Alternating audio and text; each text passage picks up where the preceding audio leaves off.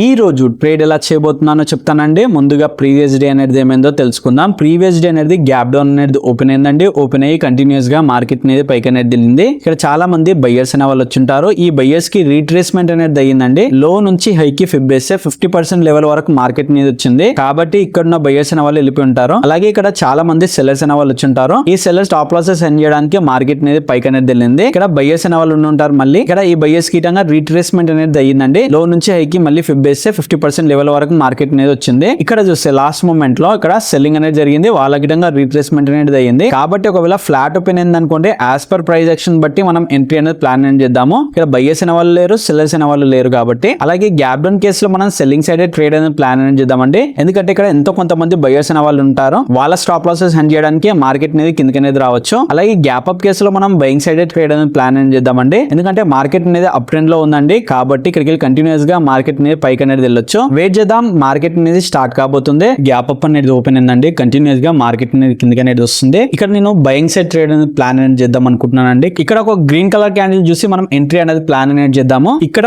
Only sellers మాత్రమే వస్తున్నారండి. ఈ క్లోజింగ్ ప్రైస్ బ్రేక్ డౌన్ కాగానే ఇక్కడ చూడండి నా ఎంట్రీ అనేది ఇక్కడ ట్రిగర్ అనేది అయిందండి. 140 పాయింట్స్ అనేది నా టార్గెట్ అనేది ఉంటుందండి. 50 పాయింట్స్ అనేది మన స్టాప్ లాస్ అనేది ఉంటుంది. ఇక్కడ TTSH కోర్స్ అనేది ఒకటి స్టార్ట్ చేశానండి. Trap trading plus SL hunting. ఇక్కడ నేను రీటైల్ ట్రేడర్స్ ని బిగ్ ప్లేయర్స్ అనే వాళ్ళు ఎలా ట్రాప్ చేస్తారనే కాన్సెప్ట్స్ అనేది ఇక్కడ నేను నేర్పిస్తూ ఉంటాను. ఇంకా ఎవరైనా జాయిన్ కాకపోతే టెలిగ్రామ్ ఛానల్లో యాప్ లింక్ అనేది ఉంటుందండి. అక్కడికి వెళ్ళి మీరు జాయిన్ అనేది అవ్వచ్చు. ఇక్కడ ఏం లేదండి, మన సైకాలజీ మాత్రమే యూజ్ చేసాము. ఇక్కడ previous day buyers stop losses అనేటివి లేవు. అలాగే పైన గిటంగా సెల్లర్స్ స్టాప్ లాసెస్ అనేటివి లేవు. ఇక్కడ ఓన్లీ ఇంట్రాడే లో సెల్లర్స్ అనే వాళ్ళు ఇన్వైట్ అవుతూ ఉన్నారు. అలాగే క్లోజింగ్ ప్రైస్ ని బ్రేక్ డౌన్ కాగానే ఓన్లీ సెల్లర్స్ మాత్రమే వస్తున్నారు. కాబట్టి ఆ సెల్లర్స్ ని ట్రాప్ చేయడానికి మార్కెట్ అనేది పైకి అనేది వెళ్ళాలి. కాబట్టి ఇక్కడ మనం ఎంట్రీ అనేది ప్లాన్ అనేది చేసాము. ఇక్కడ చూడండి మార్కెట్ కన్సల్టేషన్ చేసి బ్రేక్ డౌన్ అనేది చేస్తుందండి. మళ్ళీ సెల్లర్స్ వస్తారండి. ఈ లెవెల్ ని బ్రేక్ డౌన్ చేయగానే ఇక్కడ ఫిబ్ రెస్పెక్ట్ చేసి సెల్లర్స్ ని ఇన్వైట్ చేసింది. అలాగే ఈ లెవెల్ ని బ్రేక్ డౌన్ చేసి ఓన్లీ సెల్లర్స్ ని ఇన్వైట్ అనేది చేసింది మార్కెట్. ఇక్కడికి వెళ్ళి ఫాస్ట్ మూవ్మెంట్ అనేది పైకి అనేది రావాలండి. నేను ఇక్కడ టార్గెట్ అనేది కొంచెం ఎక్కువగా పెంచుకుంటున్నాను. ఇక్కడ చూడండి టార్గెట్ ఆల్మోస్ట్ వచ్చేసిందండి. ఈ